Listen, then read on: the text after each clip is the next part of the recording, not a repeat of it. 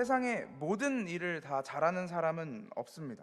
공부를 잘하는 사람이 잘 가르치지 못할 수도 있고, 운동을 잘하는 사람이 컴퓨터나 휴대폰 같은 전자기기를 잘 다루지 못할 수도 있습니다. 사람과의 관계는 잘 맺지만 요리는 못하는 사람이 있을 수 있고, 손재주는 좋지만 발재주는 좋지 못한 사람이 있을 수도 있습니다. 누구에게나 잘하는 것이 있고 잘하지 못하는 것이 있습니다. 청소년들이나 청년들이 자신들의 진로를 앞두고 고민하고 있을 때 상담해주는 선생님들이나 아니면 조언해주는 어른들이 흔히 해주는 이야기들 중에 이런 류의 이야기들이 거의 포함되어 있는 것 같습니다. 네가 좋아하는 일은 뭐냐? 혹은 어떤 걸 잘하냐와 같은 이야기죠. 성도님들은 어떻게 생각하시나요? 좋아하는 일을 진로로 정하는 것이 좋을까요? 잘하는 일을 진로로 정하는 것이 좋을까요? 당연한 말로 좋아하는 일을 잘하거나 잘하는 일을 좋아하게 되면 그게 최고겠죠. 그런데 저는 개인적으로 제가 이 살아왔다라는 말씀을 사실 성도님들 앞에서 드리기가 되게 민망한데, 제가 그나마 제일 어린 사람 중에 한 명이라 제가 이 짧은 인생이나마 살아오며 느끼는 것은 내가 무슨 일을 좋아하고 또 잘하는지를 찾는 것도 굉장히 중요한 일이지만, 그것보다 더 중요한 건 내가 잘 하지 못하는 일, 내가 좋아하지도 않고 잘하지도 않지만 반드시 해야 하는 일, 근데 잘 못해서 어려운 일, 이 일들을 어떻게 해결하는가가 더 중요하다라는 생각이 듭니다. 아무리 뛰어난 사람이라고 해도 남들에 비해, 일반 사람들에 비해 능력이 떨어지는, 현저히 능력이 떨어지는 일이 있을 수도 있습니다. 앞서 몇 가지 예를 들어드렸지만 그것보다도 훨씬 방대하고 분야도 다양하겠죠. 저에게도 그런 약점이 굉장히 많이 존재합니다. 몇 가지만 소개해드리려고 하다가 너무 많이 말씀드리면 제 미천이 드러날 것 같아서 부족한 줄은 알았지만 저 정도로 부족한가 싶으실까봐 이건 제가 잘 숨겨놓도록 하겠습니다. 우리가 잘하지 못하는 일, 나의 약점이나 부족한 것이 있을 때 이것을 우리 인생에서 메워가는 방법이 여러 방법이 있습니다. 누군가는 자기의 약점, 자기가 잘 못하는 부분을 채우기 위해서 그 분야를 열심히 파고듭니다. 요리를 잘 못하는 사람이 요리 학원을 다니기도 하고, 기계를 잘 다루지 못하는 사람은 책이나 요즘엔 인터넷을 통해서 공부하기도 합니다. 스스로 자기의 약점을 보완하기 위해서 열심히 그 부족한 부분을 채워나가는 것이죠. 또 어떤 사람은 자기의 약점을 채우기 위해서 그 분야에 강점을 가진 사람을 잘 활용합니다. 자기가 요리를 못한다고 하면 요리를 잘하는 사람과 친해져서 그분에게 요리를 배우거나 아니면 아예 부탁을 해버리는 것이죠. 운동을 못하면 운동을 잘하는 사람에게, 컴퓨터를 못하면 컴퓨터를 잘 아는 사람에게 자기의 영역을 내어주는 것입니다. 물론 이제 그 사람이 못하고 내가 잘하는 부분이 있으면 또 서로의 장점을 이용해서 상대방을 도와주기도 하죠. 소위 능력 품앗이라고도 할 수 있을 것 같습니다. 이렇듯 자기의 약점을 보완하고 그 자리를 메우는 방법은 다양할 수 있습니다. 우리가 이건 옳은 방법이야, 저건 잘못된 방법이야 라고 말할 수가 없죠. 어떤 방법을 선택했든지 간에 그 방법을 통해 나의 약점이 메워지고 채워지고, 그래서 무슨 일들이 완성되어져 가고 있다면 그 방법은 잘된 방법일 것입니다. 무엇보다 중요한 것은 어떤 방법을 쓰느냐가 아니라 나의 약점이 무엇인지 정확히 아는 게 더 중요합니다. 제가 5, 6년 전만 해도 춤을 참 열심히 췄었습니다. 제가 아직 사랑교회에서는 춤출 기회가 없기는 했지만 이 5, 6년 전만 해도 제가 일주일에 한 번씩 사람들과 같이 모여서 춤을 추는 팀끼리 연습도 하고, 교회 행사가 있을 때마다 무대에 서고 공연을 하기도 했습니다. 때로는 군부대에 가서, 논산에 가서, 물론 그들이 좋아하지는 않았지만 거기 가서 춤을 추면서 사역을 하기도 했습니다. 그래서 일주일에 한 번씩 이렇게 연습을 할 때 제일 힘든 부류의 사람이 누구였을까요? 연습을 할 때 제일 힘들고 저 사람 때문에 좀 마음이 힘들다라고 했던 사람은 춤을 잘 못 추는 사람이 아니었습니다. 아니면 저보다 너무 월등하게 잘 춰서 저에게 박탈감을 주는, 상대적 박탈감을 주는 사람도 당연히 아니었습니다. 같이 연습을 하면서 제일 힘들었던 부류의 사람은 어떤 사람이었냐면 자기가 춤을 잘 못 추는데 그걸 잘 모르는 사람이었습니다. 저도 잘하는 부분이 있고 못하는 부분이 있기 때문에 내가 이 동작은 잘 못하겠다, 이 부분은 잘 못하겠다라고 하면 제가 누군가한테 가서 이것 좀 가르쳐 주세요, 이 동작을 알려주세요 라고 부탁을 하거나, 더 잘하는 사람이 있으면 이건 네가 해, 이 자리는 네가 해라고 내어줄 텐데, 자기가 잘 못한다라는 걸 모르는 사람은 누군가에게 배우려고 하지도 않고 그 자리를 다른 사람에게 양보하려고 하지도 않는다라는 것이죠. 그렇게 고집을 부리는 겁니다. 자신의 부족함을 알고 자신의 부족함을 알았을 때 그 나머지 부족한 부분을 채워나갈 수 있다라는 겁니다. 그래서 내가 무엇을 잘하고 무엇을 못하는지를 아는지가 너무나 중요합니다. 저희가 5월이 되면서부터 계속 살펴보고 있는 이 사도행전의 이야기는 성령님이 오신 이후의 사건에 대해서 계속 설교하고 있습니다. 우리가 성령님이 우리 가운데 오셨다라는 사실, 그리고 성령님이 오셔서 무슨 일을 하셨는지를 다루는 것도 너무나 중요하지만, 먼저는 성령님이 왜 우리 가운데 오셨어야만 했는가를 아는 것이 더 중요할지도 모릅니다. 왜 예수님은 자신의 십자가에서의 죽음과 부활로 우리의 죄를 다 대속하시고, 그리고 우리를 생명으로 살게 하셨음에도 불구하고 성령을 보내주셨을까요? 왜 예수님은 우리에게 이제 내가 너희의 구원을 완성했으니까 이제는 너희 믿음으로 살아내봐라, 이 땅에서 너희의 삶을 살아내보라고 말씀하시지 않고, 야 너네 아무 데도 가지마, 내가 보내줄 성령을 기다려라고 이야기하셨을까요? 그 이유를 알기 위해서 우리가 먼저 나는 도대체 어떤 존재인가, 인간은 누구인가에 대한 인식이 분명히 필요합니다. 인간이 어떤 상태에 놓인 존재들인가라는 것 말이죠. 예수님이 처음으로 보혜사 성령에 대해서 말씀하셨던 곳은 요한복음 14장 16절입니다. 내가 아버지께 구하겠으니 그가 또 다른 보혜사를 너희에게 주사 영원토록 너희와 함께 있게 하겠다고 말씀하셨습니다. 그런데 예수님이 갑자기 생뚱맞게 다른 이야기를 하시다가 보혜사 이야기를 하셨을까요?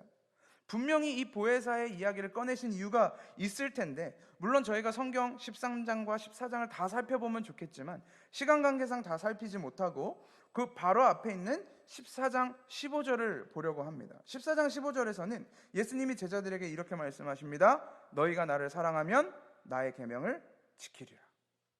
그리고 나서 내가 아버지께 구하겠으니 보혜사를 주겠다라는 이야기가 등장을 하거든요.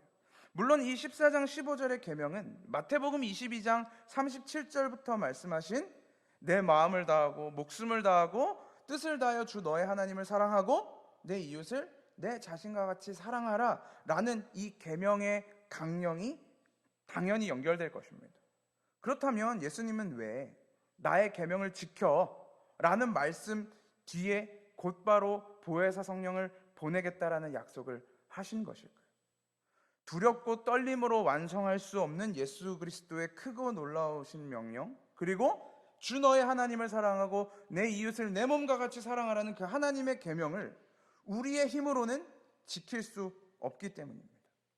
우리 안에 사랑이 없고 우리 안에 선한 것이 없으며 하나님이 보시기에 기뻐하실 만한 그 어떤 요소도 발견할 수 없는 존재가 인간이기에, 그것을 우리가 우리의 힘으로는 도무지 완성할 수 없는 존재이기에 예수님의 십자가 죽음과 부활 뒤에도 그것을 완성하실, 우리 안에서 예수 그리스도의 명령을 완성해내실 성령을 우리에게 보내주시겠다고 약속하시는 것입니다. 우리가 이 땅에서 만들어낼 하나님을 향한 사랑과 그리스도의 명령 또한 우리의 힘이 아닌 반드시 성령이 하시는 일이어야만 가능하다라는 것이죠. 오늘 저희가 함께 읽은 본문도 마찬가지일 것입니다. 사도행전 2장에서 성령이 그들 가운데 오신 뒤에 이 사람들은 변하기 시작했습니다. 우리는 이 순서를 반드시 명확하게 구체화해야 합니다. 그 마가의 다락방에 모여 있었다라고 말하는 사람들이 변했기 때문에 성령이 오신 것이 아니라 성령이 그들 가운데 오신 뒤에야 그들이 변화되었다라는 것입니다. 많은 교회가 꿈꾸는, 그리고 많은 목사님들이 꿈꾸는 그런 교회의 모습, 소위 사도행전적 교회라고 말하는 오늘 본문의 모습이 드디어 등장한다는 것이죠. 32절, 많은 신도가 다 한 마음과 한 뜻이 되어서 아무도 자기 소유를 자기 것이라 하지 않고 모든 것을 공동으로 사용하였다. 이것은 기적이었습니다. 눈먼 자가 눈을 뜨고 앉은 뱅이가 일어나며 죽은 자가 살아나는 것보다도 어쩌면 훨씬 더 위대한 기적입니다. 이 교회의 중심이 되었을 사도들, 예수님의 제자들의 과거 모습이 어땠는지를 우리가 상상해 본다면 이것은 상상을 초월하는 기적인 것입니다. 예수님이 예루살렘으로 이제 들어가셔서 십자가에서 죽임을 당하셔야 하는 그 상황 속에서도 제자들은 뭐 하고 있었습니까? 누가 크냐? 우리 중에서 누가 더 큰 사람이냐?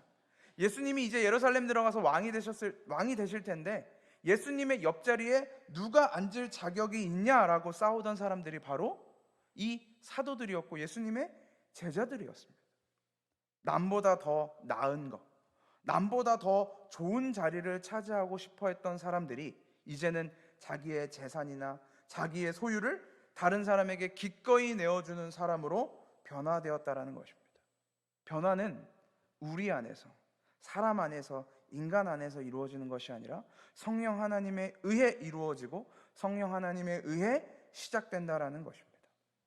우리가 사도행전적 교회, 특별히 사도들과 당시 초대교회를 형성했던 그리스도인들의 모습을 바라보면서 오늘 저희가 함께 읽은 사도행전 4장 32절부터 37절까지의 이 내용을 바라보면서 이때 당시의 사람들을 동경하거나 그들의 삶을 꿈꾼다거나 그들의 삶을 갈망한다라는 것은 짐짓 위험할 수도 있습니다.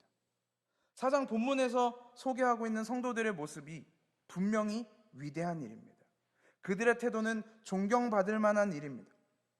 그런데 이런 마음은 믿음이 없는 일반인이 읽는다고 하더라도 똑같은 반응을 보일 것입니다. 오히려 믿음이 없는 사람들은 이런 글을 보면서 야, 성경에 이렇게 좋은 이야기가 있는데 너네는 왜 하지 못하니? 너네는 왜 할 생각이 없니? 라고 하면서 교회를 향하여 비난과 비판을 던져놓을 계기를 줄 만큼 이 이야기는 너무나 훌륭한 이야기입니다.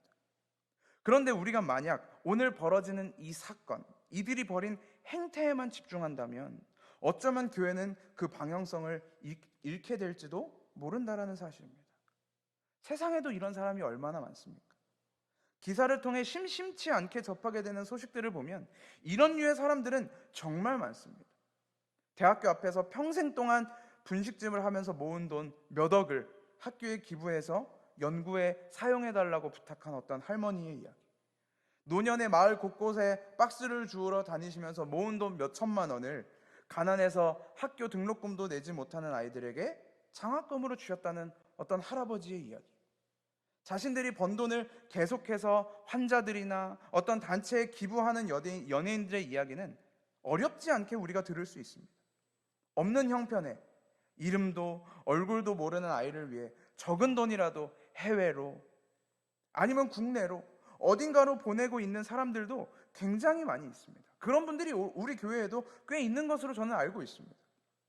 그러나 우리는 그들이 이런 일을 한다고 해서 그들이 환자들을 돕고 그들이 모은 전 재산을 어딘가에 기부하고 사회에 환원한다고 해서 우리는 그들을 교회라고 부르지는 않습니다. 그들도 스스로 자신을 교회라고 이야기하지 않습니다.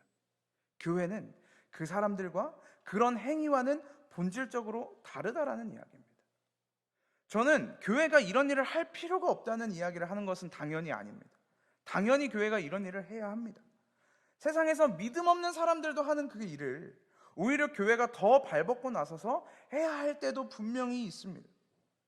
그럼에도 불구하고 교회를 교회되게 하는 것, 교회가 교회일 수 있는 것은 단순한 구제와 섬김이 아니라 그 중심에 무엇이 있는가를 반드시 기억해야 합니다.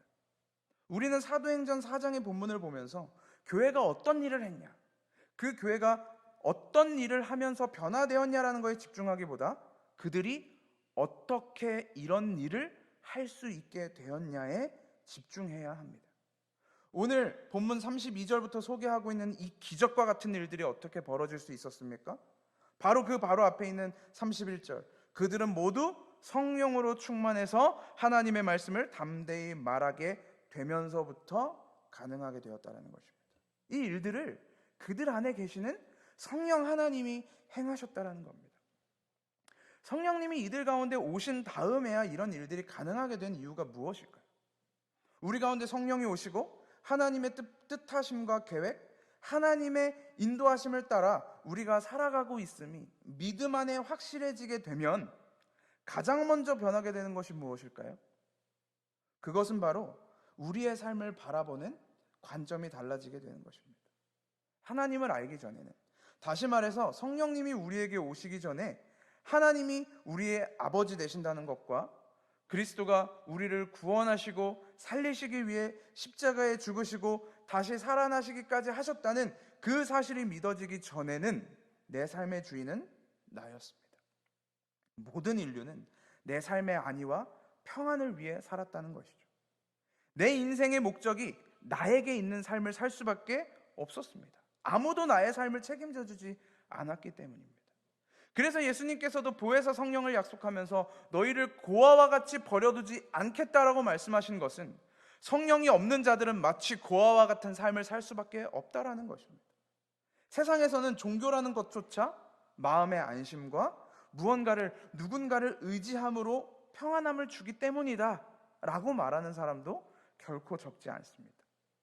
그런데 성령이 우리 가운데 오셔서 우리 가운데 믿어지고 나서는 우리의 삶의 목적이 달라지게 됩니다. 나의 삶을 이 땅에서 윤택하게 하고 이 몸의 일평생을 즐겁고 편하게 떵떵거리며 사는 것이 그리 중요하지 않습니다. 나의 삶이 오늘도 하나님과 함께 동행하고 있으며 그렇게 하나님의 살아계심을 발견하고 그렇게 아버지와 교제하는 삶이 더 중요해지게 되는 것입니다. 뿐만 아니라 내가 숨을 쉬는 잠깐의 시간조차, 내가 눈을 깜빡거리는 그 찰나의 시간조차도 하나님이 지켜보시고 인도하신다라는 것을 믿기 때문에 내가 나의 삶을 책임져야 한다거나 내 삶을 내가 책임지고 끌고 가야 하는 압박으로부터 자유할 수 있게 되는 것입니다. 우리가 살아가는 이 세상의 모든 삶의 목적이 아니라, 모든 삶은 그 삶 자체가 목적이 아니라 이 삶의 목적은 하나님을 알고 그와 교제하기 위한, 우리의 모든 삶은 그것을 위한, 그 최종적인 목적을 위한 수단이 될 수 있게 되는 것입니다. 그렇기 때문에 사도 바울이 고백했던 것처럼 내가 비천에 처해 있을 수도 있고 부유에 처할 수도 있다. 내가 병들어도 기뻐할 수 있고 건강해도 즐거워할 수 있으며 삶의 모든 순간에 하나님을 찬양할 수 있는 삶이 되는 것입니다. 내게 능력 주시는 자 안에서, 나를 구원하시는 자 안에서 내가 모든 것을 할 수 있는 삶이 되는 것입니다.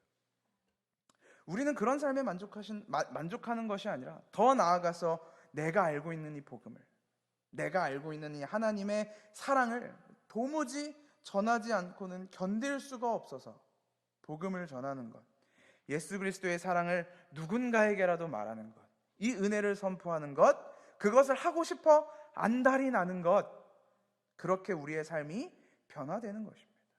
오늘 사도행전 4장에 일어나는 일들도 그것의 연장선입니다. 단순히 자기 소유를 자기 것이라고 하지 않고 공동으로 사용하며 자기 밭을 팔아서 교회에 좀 써주십시오, 가난한 자들을 위해서 써주십시오라고 말하는 것이 그들의 목적이 아니었습니다. 그것은 우리 안에서 성령이 행하게 하심을 따라 하나님의 복음이, 하나님의 말씀이, 하나님의 놀라운 일이 전파되게 하는 수단일 뿐이었습니다. 34절에서 소개하고 있는 것처럼 가난한 사람이 단 한 사람도 없게 하는 것이 우리의 목적이 되어서는 안 됩니다. 때로는 가난해도 됩니다. 가난해도 괜찮습니다. 돈이 없어도 괜찮습니다. 가진 것이 우리 수중에 하나도 없어도 괜찮습니다. 내 수중에 가진 것이 하나 없다고 하더라도 내 중심에 그리스도를 가졌다면 우리는 그것으로 하나님을 찬양할 수 있는 것입니다. 성령이 오셔서 함께 하셨던 사도행전 4장의 교회는 바로 그 일을 했던 것입니다. 그래서 사도 바울은 고린도후서 6장 10절에서 성도들을 향하여 근심하는 사람 같으나 항상 기뻐하고 가난한 사람 같으나 많은 사람을 부요하게 하고 아무것도 가지지 않은 사람 같으나 모든 것을 가진 사람들이라고 이야기하는 것입니다. 성경이 이야기하는 교회는 바로 이런 교회인 것입니다. 사도행전 4장에서 소개하고 있는 교회의 목적이 단순히 가난한 사람을 이 교회에서 없애고 모든 사람이 단순히 자신의 소유를 다 팔아서 내어놓는 것이 아니었음을, 그것이 목적이 아니었음을 5장에 등장하고 있는 아나니아와 삽비라가 증명해주고 있는 것 아니겠습니까? 그들도 다른 사람들이 하는 것처럼 똑같이 했습니다. 밭을 팔았고 그 소유를 교회에 가지고 왔습니다. 그런데 그들은 그 중에 얼마를 감추었다라고 이야기하고 있죠. 도대체 얼마를 감추었을까? 도대체 얼마를 감추었길래 이런 일이 있을까? 이런 일이 났을까? 발생했을까? 성경은 이야기하고 있지는 않지만 그래도 최소한 그 유추해 보건대 최소한 그 판값의 50% 정도는 내지 않았을까요?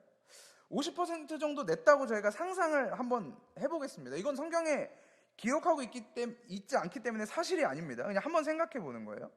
자기 재산을 다 팔아서 그 중에 50%를 정확하게 반을 계산해서 교회를 낸다는 것이 과연 쉬운 일일까요? 제 수중에 얼마 있지도 않지만 그걸 누군가를 위해서 정확하게 딱 반을 나눠서 낸다라는 것도 쉽지 않은 일입니다.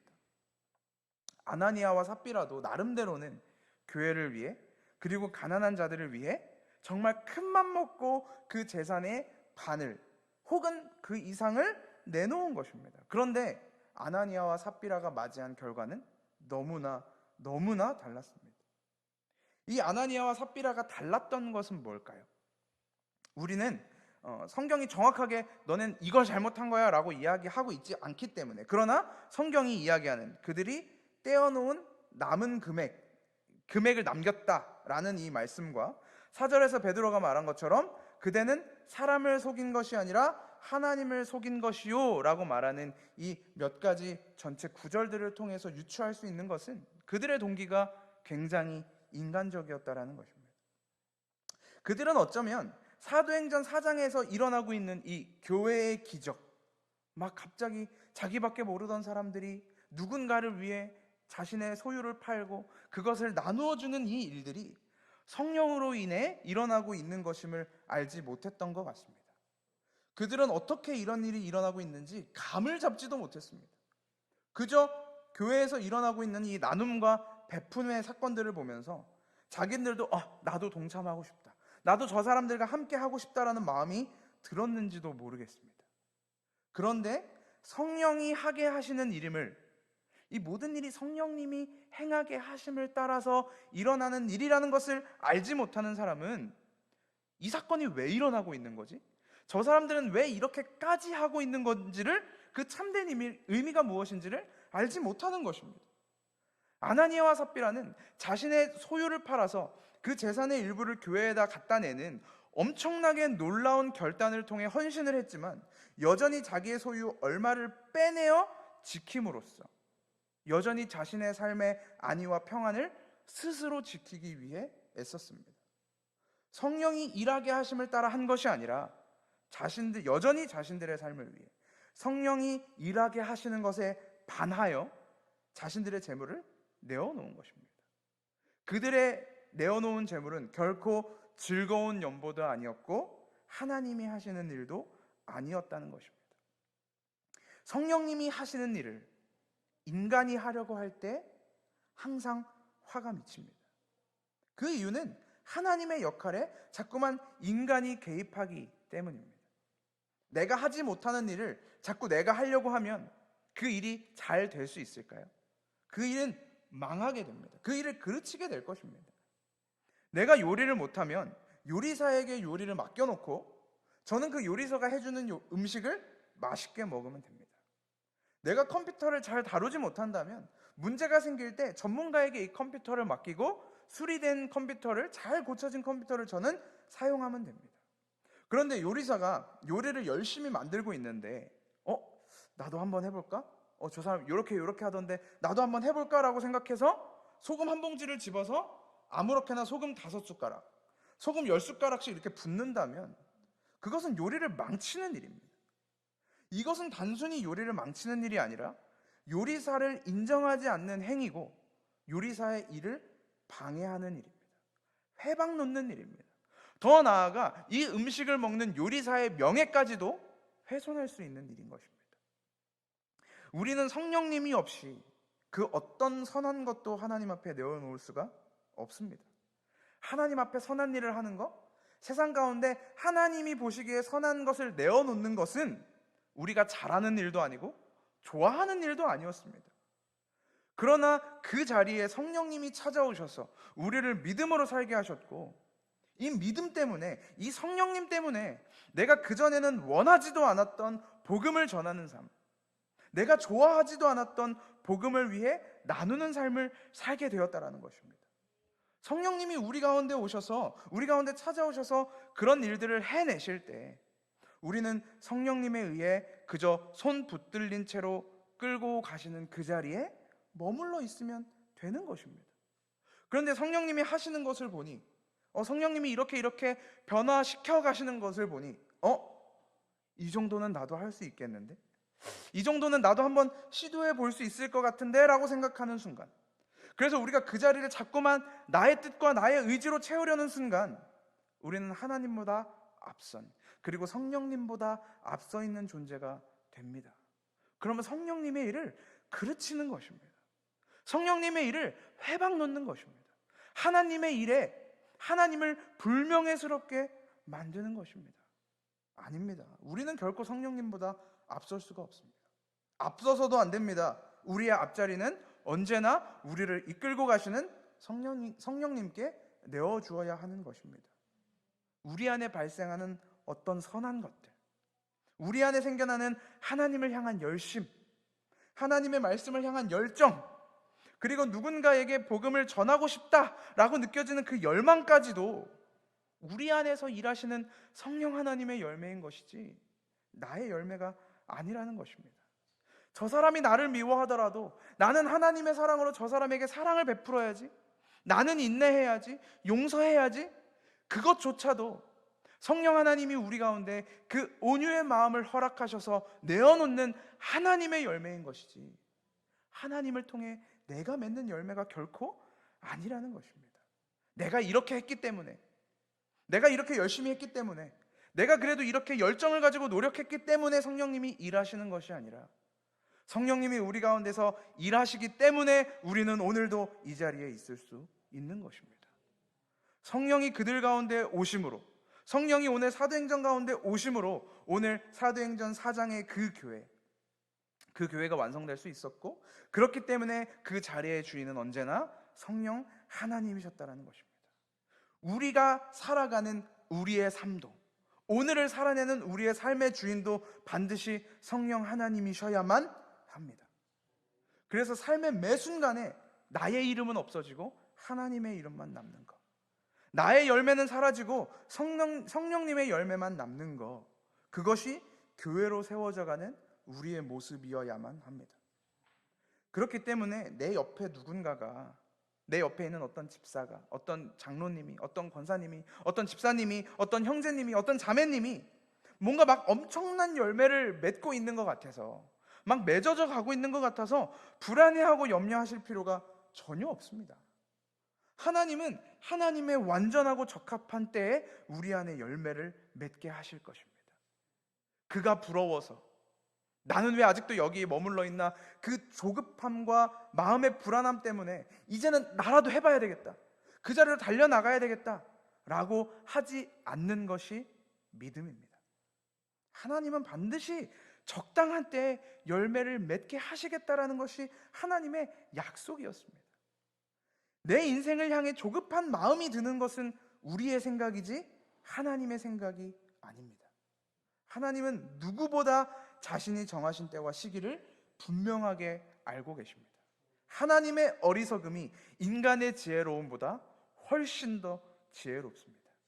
우리는 그저 그 완전히 지혜로우신 하나님이 이끄시는 대로, 성령님이 끌고 가시는 그 뒷공무니를 졸졸 따라다니며 그렇게 나를 완성해 가시는 하나님을 찬양할 뿐입니다.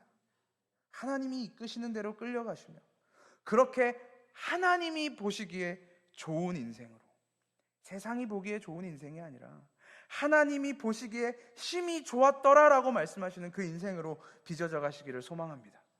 그 마지막 날에 우리는 하나님이 원하시는 그 모습 그대로, 하나님이 완성하시고 빚어내시는 그 아름답고 완전한 모습 그대로 하나님의 나라에서 함께 만나게 될 것입니다. 기도하겠습니다.